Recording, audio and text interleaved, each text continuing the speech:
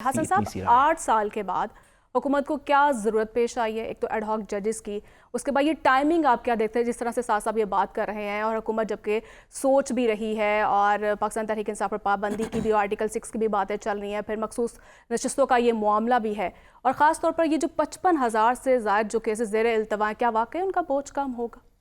देखिए, बुनियादी तौर पर सादर सूद साहब ने एक बात करके बहुत चीज़ें क्लियर कर दी। उन्होंने कहा कि एक तो आप टाइम देखें कि आज टाइम है और इस टाइम पर कौन सा फैसला लिया जा रहा है। फिर दूसरा इन्होंने एक बहुत बड़ी बात की कि 1 साल से हुकूमत, उस टाइम बल्कि आप पीछे चले जाएं, PDM का दौर हुकूमत था, उस वक्त इनको क्यों ये हमदर्दी नहीं जागी कि हमें ज़ेर इल्तवा मुकदमात में अदालतों का जो है सहारा बनना चाहिए, हम उस टाइम एडहॉक जजेस की बात करें।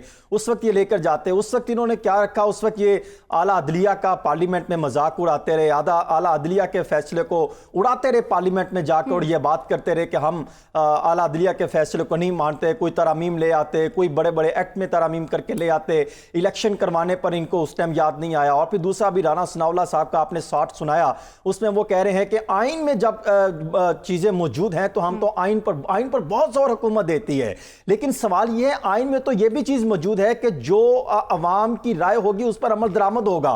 क्या 8 फरवरी के इंतखाबात पर कहीं अमल दरामद होता दिखाई दिया? क्या अवाम के हकूक पर डाका डाला गया, उनके हवाले से कहीं आइन पर अमल दरामद होता दिखाई दिया?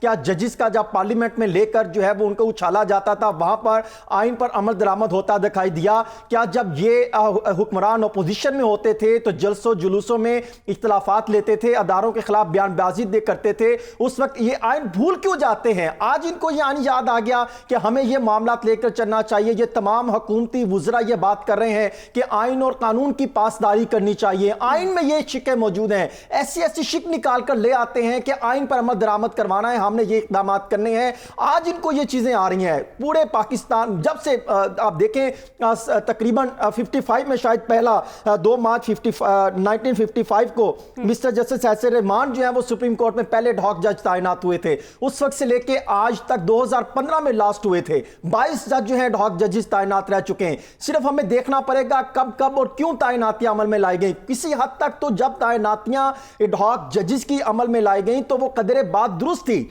लेकिन आज इस मौके पर यह बात की गई, उस वक्त यह बात की गई जब आप पर सवालात उठते दिखाई दे रहे हैं। देखिए, जब कागजात नामजदगी से आप थोड़ा सा उठा लेंगे, बहुत पीछे जाएंगे, तो आप जब हुकूमत आई थी उस वक्त से मामलात ले लें, कौन कौन से मामलात में इनको इनकार होता दिखाई दिया।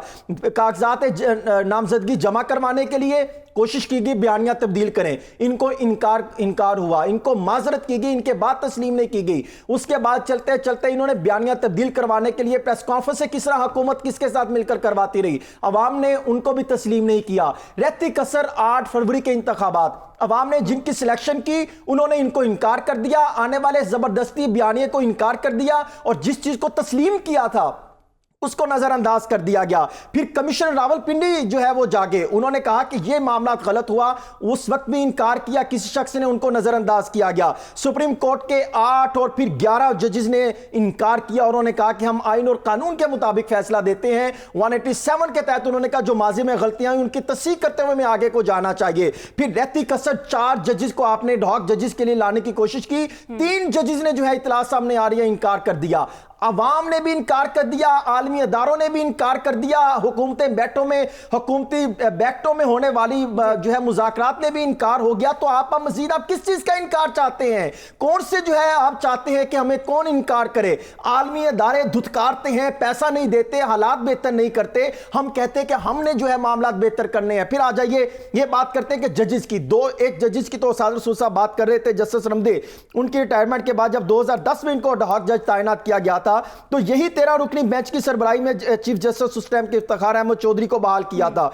उससे पहले आप चले जाएं, कुछ एडहॉक जजेस की तारीख ऐसी है हम उसे जो है वो खत्म तो नहीं कर सकते। इसी तरह जस्टिस नसीम शाह उस बेंच का हिस्सा थे जिन्होंने साबिक जुल्फकार अली भुट्टो के फांसी को जो है सजा को 4-3 की निस्बत से बरकरार रखा था। तो ये किन मकासद के लिए लाया जाता है? और उस वक्त ये चीज सामने आई कि जब जो है सुन्नी इत्तेहाद कौंसिल से मुतल्लिक फैसला आया और कहा गया कि ये जो है फैसला PTI के हक में दिया जाता है। और 187 को सामने रखते हुए उन्होंने कहा माजी की गलतियां को जो है वो खत्म करनी चाहिए, हमें एक मुस्बत, उन्होंने अदालत ने एक मुस्बत रास्ता दिया कि आप इस रास्ते पर चलें और आगे को मूव करें। लेकिन हम बात कर रहे हैं आइन और कानून की। आइन और कानून में तो जो है हुकूमती वुज़रा जो बयान दे रहे थे उनको अपने गिरबान में झांकना चाहिए। आप थोड़ा सा आगे हैं, मैं आपके सामने जरा इदाद-ओ-शुमार रख दूं। अब जजेस को ज़मीर के मुताबिक नहीं, आइन के मुताबिक फैसले करने होंगे। देखिए यानी आइन मुल्क को की तो चलने बातें दें। करते हैं मेरी, आइन और कानून इतना जोर देते हैं, पहाड़ा पड़ते हैं, अपने बिस्तर नहीं खोलते, अपने जो है वो गिरेबान में नहीं जानते। आप देखिए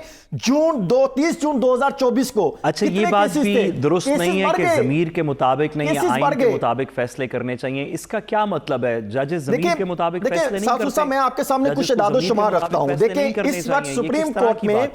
इस वक्त सुप्रीम कोर्ट में 58,480 के करीब मुकदमात फैसले जो है वो मुंतज़िर हैं फैसले होने के लिए। ये इदाद-ओ-शुमार हमारे दियों में नहीं है, यही इदाद-ओ-शुमार इन्हीं अदारों से हमें मिले, सुप्रीम कोर्ट ऑफ पाकिस्तान के जो चीजें रिपोर्ट होती हैं। फिर आप देखें जब ये उसके बाद से जनवरी 2024 में 55,971 थे, तो आप अंदाजा करें ये फिगर बढ़ रहा है। यानी आप अंदाजा करें कोई लगभग 2508 केसेस 6 माह के दौरान बढ़े। ये केसेस बढ़ने की वजूहात क्या है? जजेस ने, मुझे लगता है, मैं किसी की अल्लाह माफ करे कोई ये ना हो कि वो बात कर लें कि हम जजेस पर सवालात उठाते हैं। हम उन चीजों पर सवालात उठाते हैं कि जो अवाम ने राइट दिया, हकूक दिया, जिम्मेदारी दी कि आप इन केसेस के फैसले करें।